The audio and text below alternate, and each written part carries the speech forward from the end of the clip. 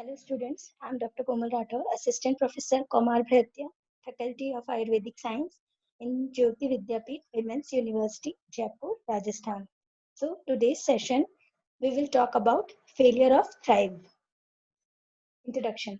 Failure of thrive is a chronic, potentially life-threatening disorder of infants and children who fails to gain and may even lose weight. Children are considered as failing to thrive when their rate of growth does not meet the expected growth rate for a child of their age. More specifically, the term characterized those whose weight is below the third percentile on an appropriate growth chart. Now, definitions.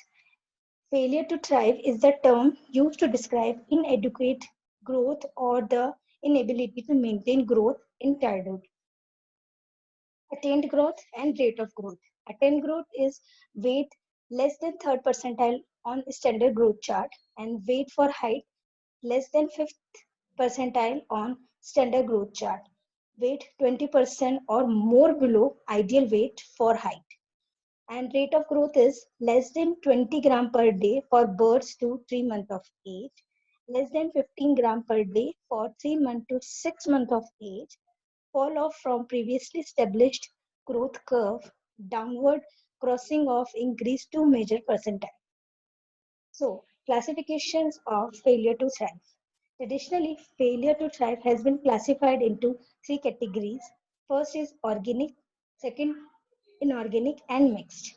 So organic failure to thrive is organic is occur when there is underlying medical cause like premature birth, maternal smoking, alcohol use, or illicit drug during pregnancy.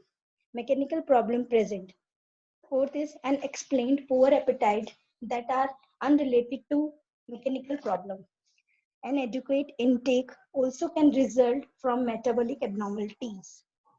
Poor absorption of food, inability of the body to use absorption nutrients, and increased loss of nutrients. Now, inorganic classification is due to cause other than medical causes. First is poor feeding skill on the part of the parents, dysfunctional family interactions. Third is difficult parents-children's interaction. Fourth is lack of social support and lack of parenting preparation, family dysfunction such as abuse or divorce, child neglect, emotional deprivation. And the mixed form has both organic and inorganic causes that can't be described alone. Causes of failure to thrive. And the first is inadequate calorie intake, inadequate absorption, inadequate calorie requirement, excessive loss of calories, altered growth potential or regulations. Now, first we will describe in broadly inadequate calorie intake. In this point, incorrect formula preparation, excessive juice consumption, poverty, behavioral problem affecting eating, non-availability of food, misperception about diet and feeding practice, error in formula reconstitution. Second, second point is inadequate absorption. So several diseases has in this point which affect the failure to thrive. So first is cystic fibrosis, celiac disease, vitamin deficiency, and hepatic disease. Increased calorie requirement. There are some diseases which increase calorie requirement, so it also cause of failure to thrive. So first is hyperthyroid disease, congenital heart disease, chronic immunodeficiency, chronic respiratory disease in neonates, neoplasm, and chronic recurrent infection.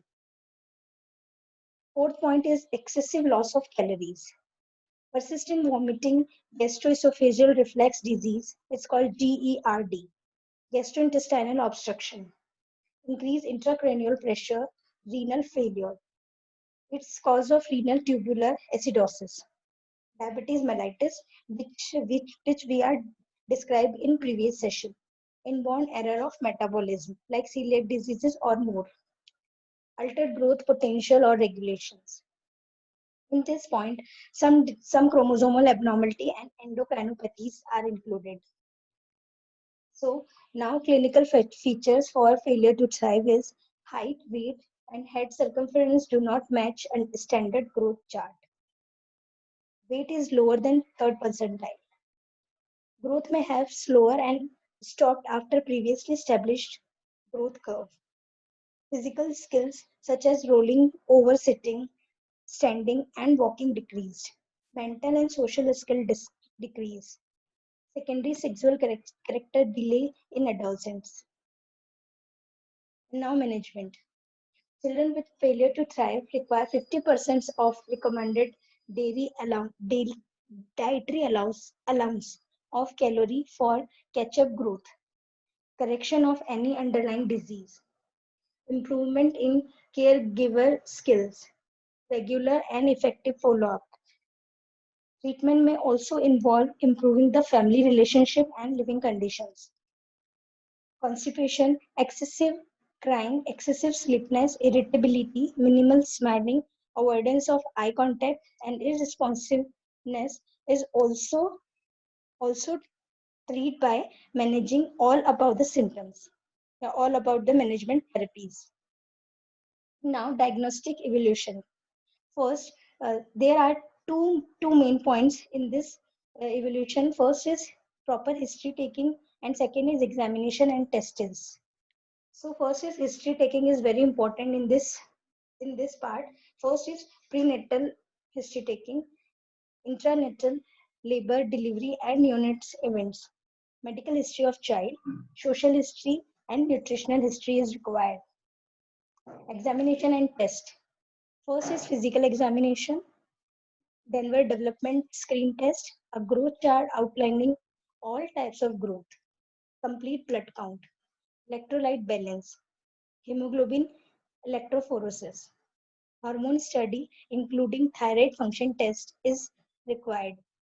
X-ray to determine bone ages and urine lysis.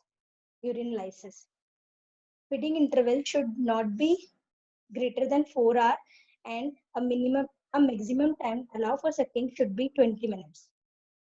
Elimination destructive events. Avoid excessive fruit juice. For older, young children's meal should be last for 30 minutes. Solid food should be allowed before liquid. Environmental destruction should be minimized.